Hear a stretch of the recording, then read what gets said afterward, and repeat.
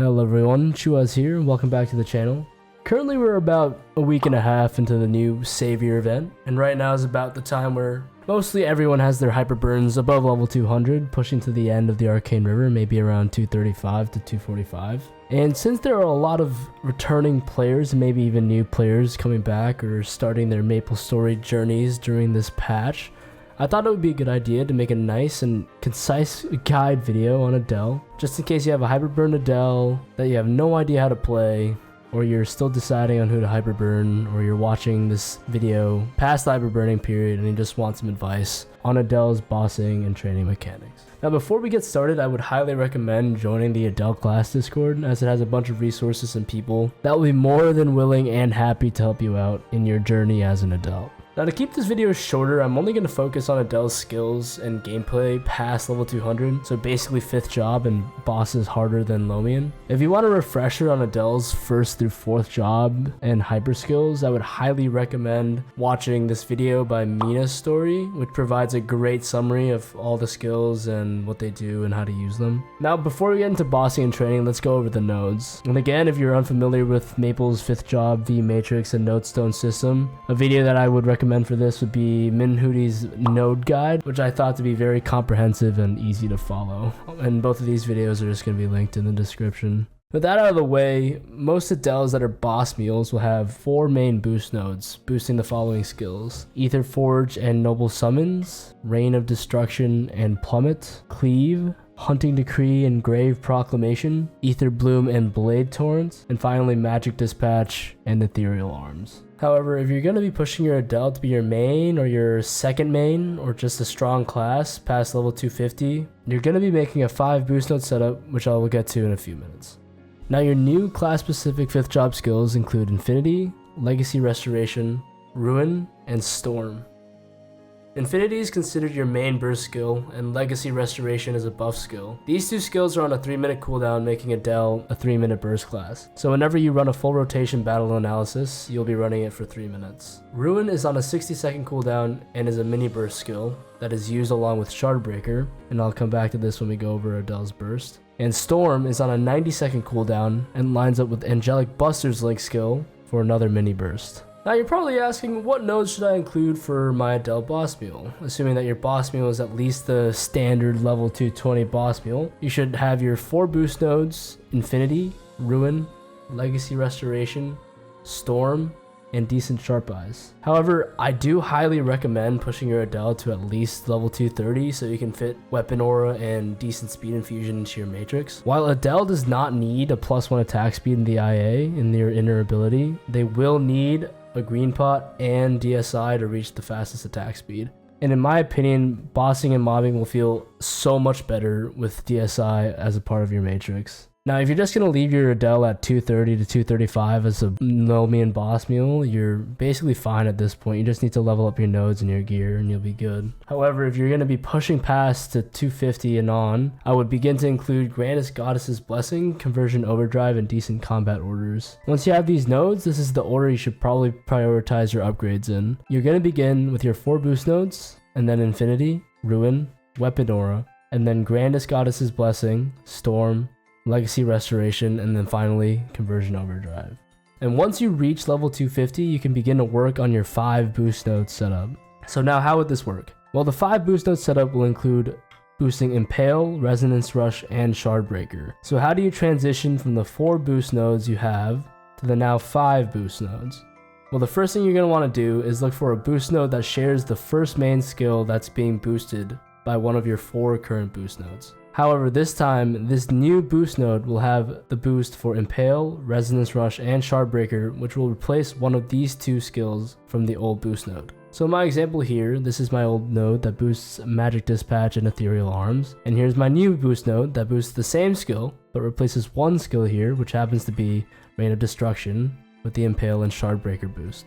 Now we do this so if your old boost node happens to be maxed, you can just easily fuse the old boost node with the new one for an instant max boost node. Now the 5th boost node will contain a random skill that isn't one of the 4 skills that you are currently boosting. Here I have Eviscerate for fun. And the next 2 skills will be Impale, Resonance Rush, and Shardbreaker, along with the skill that got replaced in your old boost node. With this, you'll only have to level up this one boost node, and once it's at a level you deem fit for your VMatrix, you can fuse the old boost node into the new one and move this new boost node into the matrix, and there you go, you have your 5 boost nodes.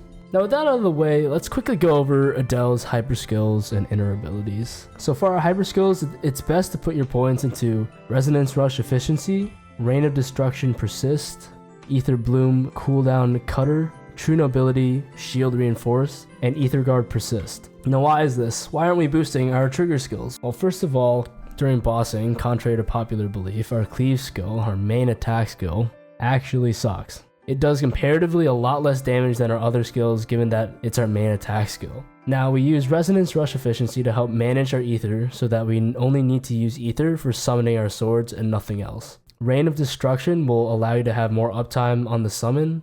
Ether Bloom Cooldown Cutter will allow you to use Gather Bloom more often, and if you don't know what Gather Bloom is, I'll get to that when we go over the bossing. We pop our True Nobility Shield during burst to help our survivability, and if we get a shield proc, this hyper skill will give us an extra 15% damage. And finally, Ether Guard Persist will allow you to use the iframe more often, and given that you don't hold it for the full 10 seconds, which really you shouldn't be doing anyway. Now for the inner ability, Adele has a couple options. For bossing, the ideal legendary line would be either 20% chance to skip cooldown or 20% boss damage.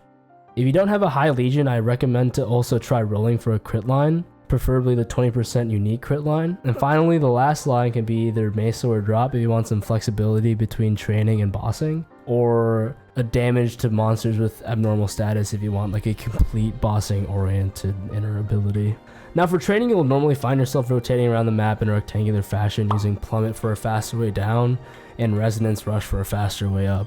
When training, I highly recommend using Urda Fountain as one of your skill nodes and Decent Holy Symbol, obviously. And while training, you'll be using your Bloom skill whenever it is off cooldown. And sometimes I like playing with full opacity so I know where my swords are, making it easy to see if they're spread out, so when I use Bloom, I cover as much of the map as possible. Also, if you're training in a long map, it might be useful to bind your flash jump to a button instead of double tapping your flash jump key for faster flash jumping. Now in terms of maps to train at, there are many YouTube videos out there that show like optimal rotations for different maps in different areas. So just go ham in the YouTube search bar and find a map that works out for you. And finally, we have made it to the fun part, the bossing. Now people normally don't like to play Adele because of her micromanagement system, but hopefully by the end of this video, I would have broken it down enough so that you'll realize that this micromanagement system is actually extremely easy to navigate. Now let me introduce you to the 4 things that you need to upkeep on your Adele during the boss fight. The first and most important thing to upkeep is your Hunting Decree swords. The swords can be stacked up to 6 times off burst and 8 times during burst due to the Legacy Restoration buff. Now I can't reiterate this enough. This is definitely the most important thing to upkeep, since during a 3-minute full rotation battle analysis, Hunting Decree will do about 20% of your total damage. Now the second thing to upkeep is your Resonance Rush stacks. Each stack will give you 5% IED and 5% final damage, which will stack up to 2 times for a total of 10% IED and 10% final damage, which is also a lot. The third thing to upkeep is the Noble Summons debuff, and this debuff will give you an extra 10% IED on the boss. The last thing to upkeep is the Grave Proclamation debuff. This is by far the easiest thing to upkeep, since on entry to the boss, you'll immediately use Grave Proclamation, and the debuff will stay on the boss forever until you die, upon which you'll have to reapply the buff, which means it's literally a free extra 20% damage and 10% ID. Now, let me teach you the easiest ways to keep these stacks up and why it's actually a lot easier than you think. Let's begin with your Hunting Decree swords. As you notice here, we have our nice little Ether Forge, and the bar down here is Ether Weaving, but I'll just refer to as your Ether gauge, just Ether. So this whole gauge shows you how many swords you have available to summon. Now in order to summon the swords, you'll need to have Ether Forge toggled on. And if you have full opacity on your skills, when you toggle on Ether Forge, you'll see the swords appear behind you. Nice. Now, you can use the skill Hunting Decree to begin summoning the swords. Now, Hunting Decree will only allow you to summon at most 6 swords off burst and 8 swords during burst. So if you already have 6 swords out and you summon another sword, it will just replace the sword that's closest to expiring. Now, something to note is if you have full Ether, Pressing Hunting Decree once will actually summon swords from the Ether Gauge rather than from your Ether Forge. Now, upon entry to a boss, you will need to press the skill Hunting Decree 3 times to summon 6 swords. Now you're probably saying, okay great, I'll just spam out the swords whenever willy-nilly and I'll have 6 swords all the time. No, do not do this. Why? Because the Ether Forge toggle actually deals damage based on the number of swords in your Ether Forge. So if you have 0 swords in your Ether Forge will do no damage. And during a full rotation BA, Ether Forge does about 10% of your total damage. So you're missing 10% if you just willy-nilly spam out your swords. Don't do it. So let me give you a pro tip. When you enter the boss, normally the first thing you do is burst. Now I will get into the burst in a bit, but for now let me bring up the Legacy Restoration buff skill. This skill will allow you to summon up to 8 swords from 6. So, this is the procedure to upkeep your swords. When you enter a boss, you immediately summon 6 swords by pressing Hunting Decree until there's only 1 sword left in your Ether Forge. This happens because, if you recall, the first sword summon comes from the Ether Gauge and not the Forge. Now during your burst, you will use your Legacy Restoration buff. This buff not only raises your total swords summoned, but also allows you to gather Ether faster, and this is based on the level of your Legacy Restoration. Now Ether is gathered by your trigger skills. Your trigger skills include Cleave and Plummet. You can also gain Ether by having the Resonance Rush Efficiency Hyper skill. So by spamming Cleave, your Ether gauge will fill up, naturally. Now again, if you recall, if your Ether gauge is full, the sword summoned by Hunting Decree will come from the gauge and not the Forge. This is important because this will allow you to upkeep your 6 swords without diminishing the damage from your Ether Forge. So basically, whenever you see this bar fill up, tap Hunting Decree and summon a sword. If you keep doing this, you'll always have 6 swords and they will have 100% uptime. Now pro tip, it's important to keep the Hunting Decree skill near the area on your keyboard where the most commonly used skills are. This is so that when you press Hunting Decree, you don't have to move your hand anywhere and it can stay in the same place. Less movement equals more consistency, which equals better hands. As you can see here, I have Hunting Decree near Cleave, Plummet, Impale, and Resonance Rush, which are the most commonly used skills during a boss fight. Now I have my pinky controlling Cleave and Plummet, my middle finger on Hunting Decree, and my index finger controlling Impale, Resonance Rush, and my jump. In this case, my hand is in a nice resting position at all times, even while spamming Cleave, and whenever I need a sword summoned, my hand doesn't move at all, and my middle finger just presses on Z to summon a sword. Super easy. Alright, that was kind of a lot, so let's recap this. So, before you enter a boss, this should be full. You should have all 3 swords, and the gauge should be full. That's a given. So upon entering the boss, you will spam out 6 swords, which will leave 1 sword left in your forge. During burst, when you use Legacy Restoration, this last sword will become your 8th sword. And during your burst, you will gain Ether extremely fast because of Legacy Restoration. And once your Ether Forge is filled with 3 swords, you will only need to press Hunting Decree to summon swords once this gauge is filled, and in this way you will have full damage on Ether Forge and upkeep the 6 swords at the same time. Now I would also like to point out that if you die, you will lose all of your swords that are summoned. So upon respawning, you'll need to summon them again.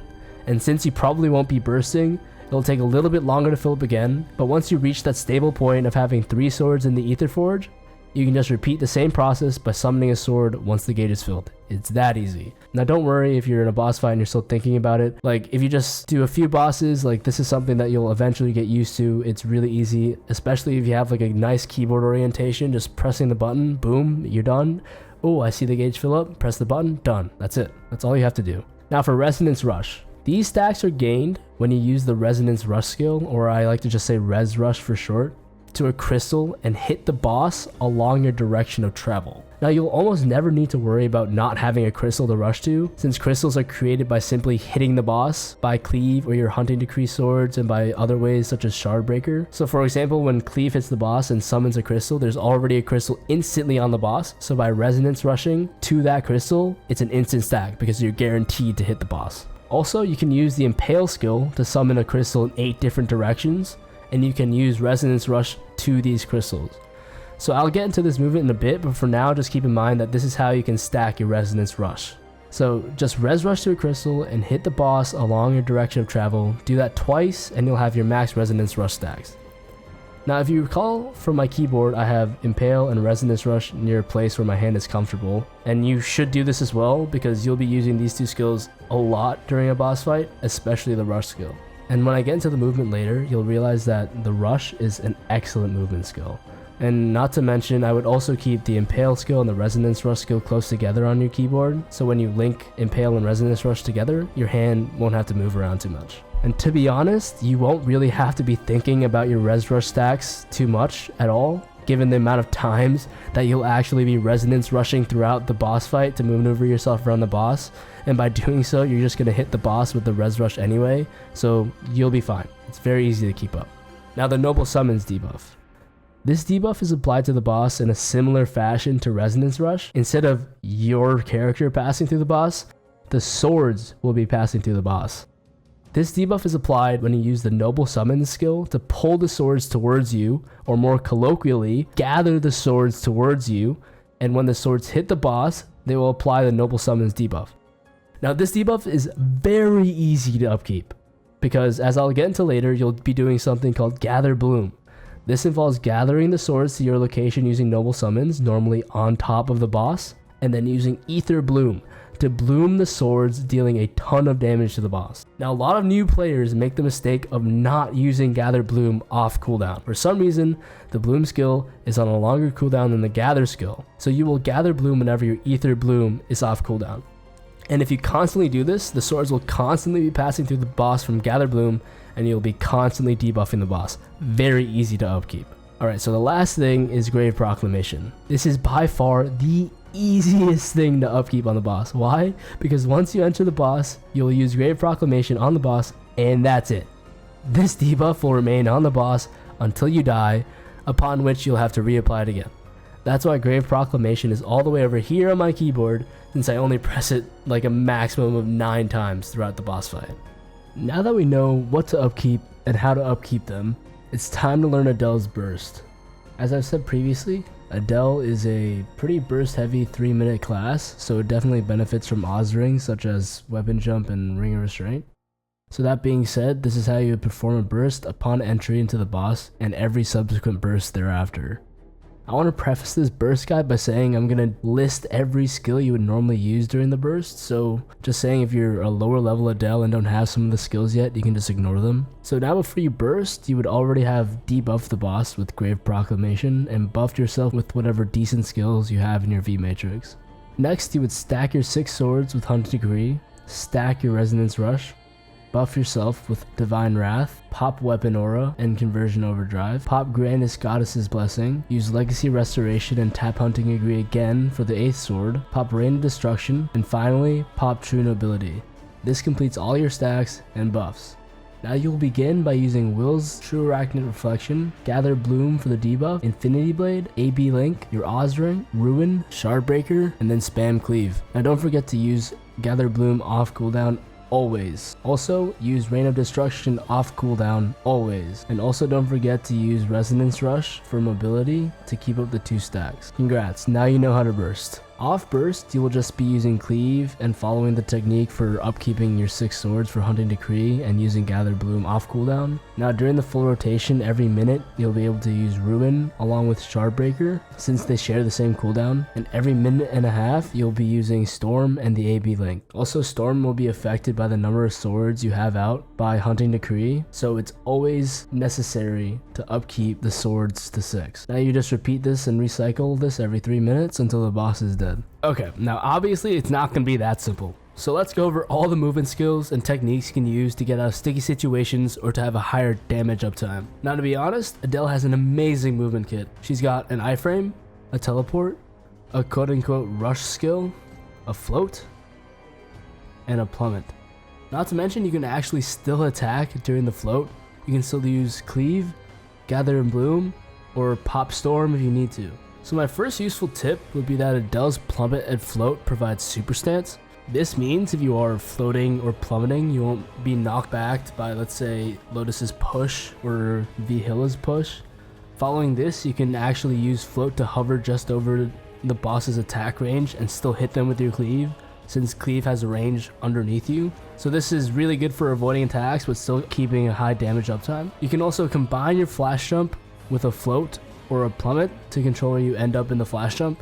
For example, if you don't want to travel the full distance of a flash jump, you can stop halfway by plummeting downwards or floating. Now personally, I prefer to plummet since I think it's a lot easier to reach the ground that way, and it also does damage to the boss. Now if you're pretty new to the Adele class, it's definitely worth noting that you can use your Impale Resonance Rush combo in 8 different directions. Now you can guide which way to go by pressing your arrow keys accordingly. For example, just your right arrow key to go right, and your right arrow and up arrow keys to spawn a crystal at a 45-degree angle. Now if there's already a crystal in front of you and you impale through it, your rush will prioritize the crystal created by your impale. Now in order to keep up the Resonance Rush stacks, I really enjoy using Resonance Rush to rush behind the boss. And you do this in many situations, basically every single boss. Or sometimes you'd use the skill just to get close to the boss in order to use Gather Bloom on them. Now another thing to note is that by using Impale to spawn a crystal, you actually have a lot more range to reach the crystal with your rush than by trying to access a crystal spawned by other skills. For example, I use this technique to evade the range of a boss only to quickly return to the boss to keep attacking it.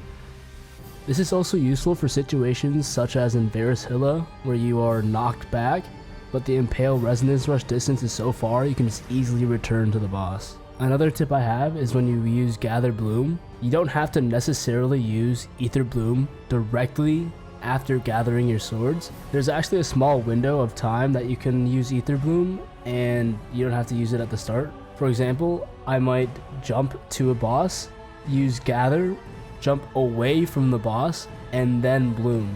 So this sometimes allows me to bait the boss into attacking or also just to evade the boss's attacks entirely.